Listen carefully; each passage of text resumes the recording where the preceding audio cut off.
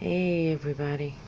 Um, I wasn't intending on making another video today. I was gonna wait until tomorrow or the next day. But well, quite honestly, I'm kind of downed out and I'm sad. I have a pounding headache and lonely and I can't sleep.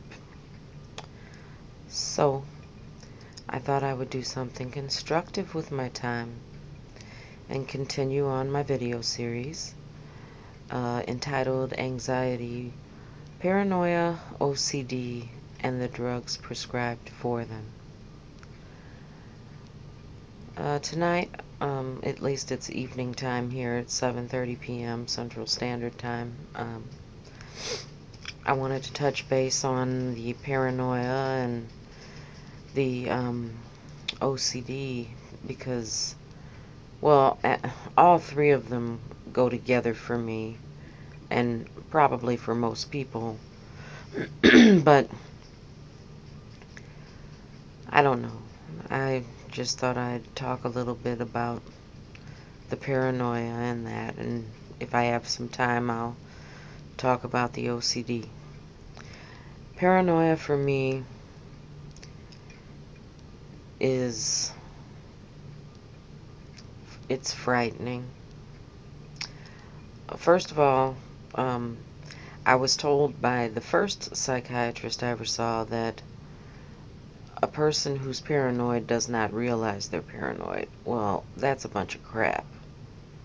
I mean, it just is. I mean, maybe that's what it says in her book, but that's not the case. I mean, I realize I'm paranoid. I mean, I don't like being watched. To me, that's being paranoid, always thinking somebody's watching me, worried about what others are going to think about me, thinking that other people are talking about me. Me. Sounds kind of self-centered, don't it? But no, I just, uh, I just feel like, that, well, also with the OCD, that, people are out to get me. Um, it's, they're two sad diseases. I mean, they're just, they make you feel all alone, and you just want to crawl up in your own little cocoon and just be by yourself. Um, you get to the point where you don't want to be seen.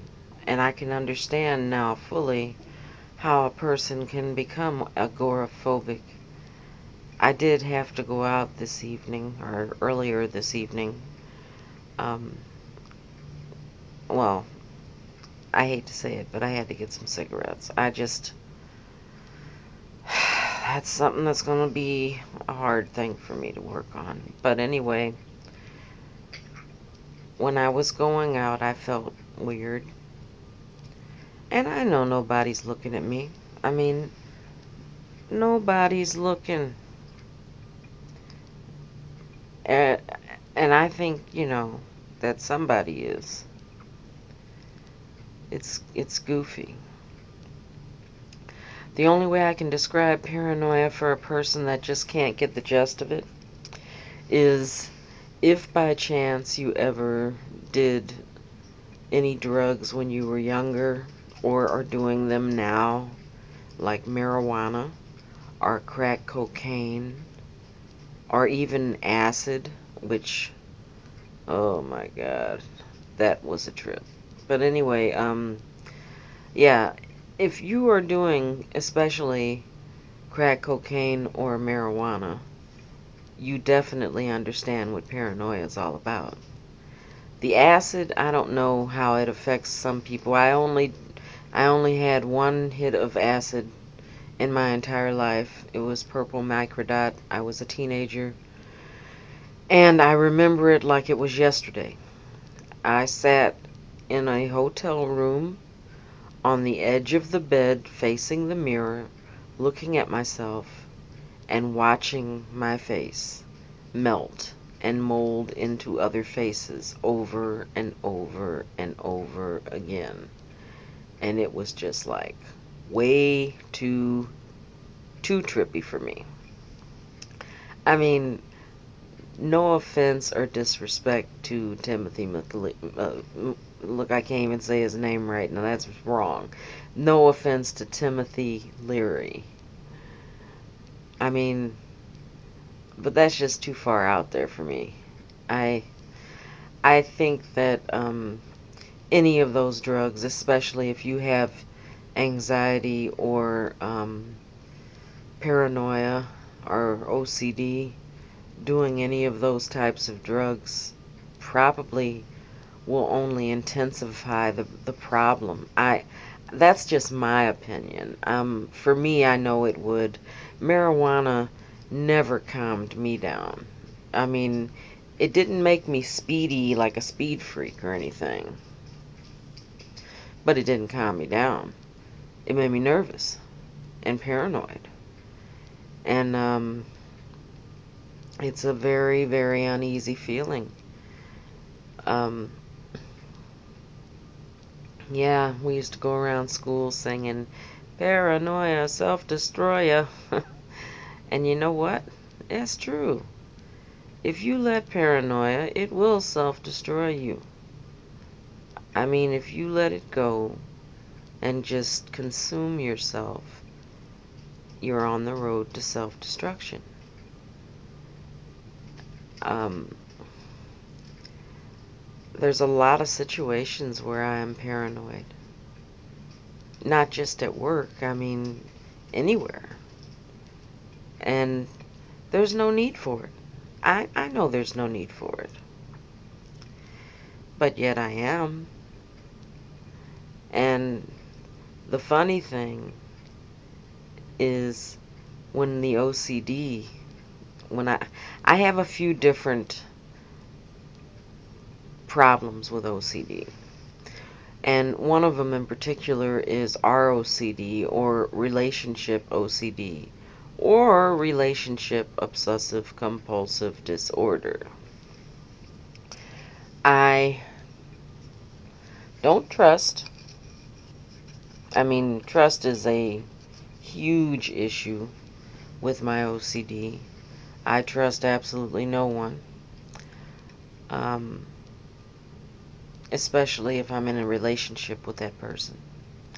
And I can hold a jealousy in my heart that will destroy the whole relationship with the blink of the eye. I mean, it's just horrendously bad.